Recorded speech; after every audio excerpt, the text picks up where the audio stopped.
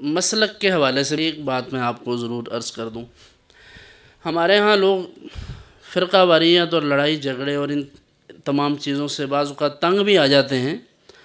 اس میں بھی میں ایک اصول اور ضابطہ عرض کر دوں۔ تشدد، تعصب اور بدتمیزی کسی بھی رنگ میں ہو اچھی نہیں ہوتی ہیں، اور اگر وہ حقیقت پر مبنی ہو اور اچھے الفاظ آپ کے پاس موجود ہوں اختلاف کرنے کے لیے، تو یہ کائنات میں حقیقت ہے۔ آج بھی آپ اتنے زیادہ ایڈوانس ماحول کے باوجود کسی سے بھی پوچھیں کہ آپ کا مسلک کون سا ہے، تو کچھ لوگ ایسے ہیں جو مسلک کا نام نہیں لیتے لیکن کسی نہ کسی مسلک سے ان کی ایفیلیشن ضرور ہوتی ہے، سوائے چند ایک لوگوں کے، کہ وہ اب یہ کہتے ہیں کہ ہمارا کوئی مسلک نہیں ہے، ہمارا کوئی فرقہ نہیں ہے، چونکہ یہ بھی اب ایک مستقل سوچ ہے کہ جو اپنے آپ کو کسی بھی مسلک سے آزاد کرتے ہیں، دراصل وہ یہ چاہتے ہیں کہ ہم پر کوئی تشدد، کوئی تعصب یا کسی قسم کی کوئی انتہا پسندی کا ٹیگ نہ لگے۔ اسی وجہ سے وہ ڈرتے ہیں، اور کسی حد تک ان کا یہ جواز بھی بنتا ہے، کیونکہ اگر بات بات پر کفر کی بات کی جائے گی، اب تو پہلے ما بین المسالک ہوتے تھے مسائل، اب تو مسلک کے اندر بھی ہوتے ہیں، تو ظاہر بات ہے ایسے ماحول میں لوگ تو یہی کہیں گے کہ یار اب ہمیں نہیں سمجھ آتا کہ ہم اس کی بات مانیں اس کی مانیں۔ یعنی مسلک کی حد تک اختلاف تو لوگ قبول کرتے تھے، لیکن مسلک کے اندر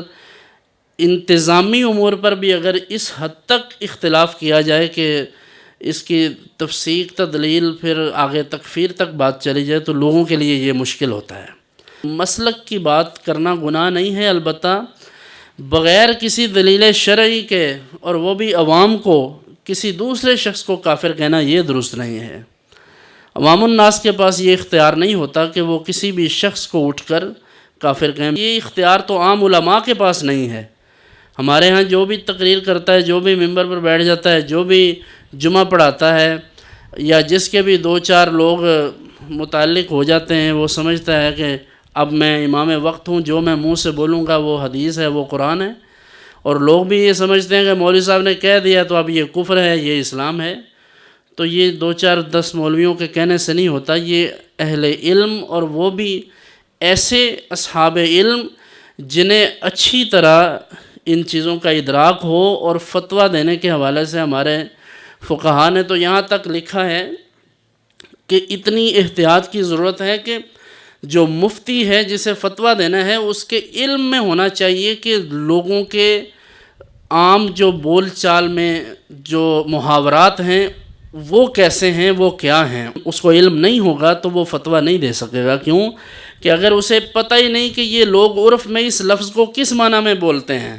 تو وہ فتویٰ دے دے اور ایسے ہی کہہ دے یہ کفر ہو گیا، تو خواہ مخواہ کسی مسلمان کو کافر کہہ دے۔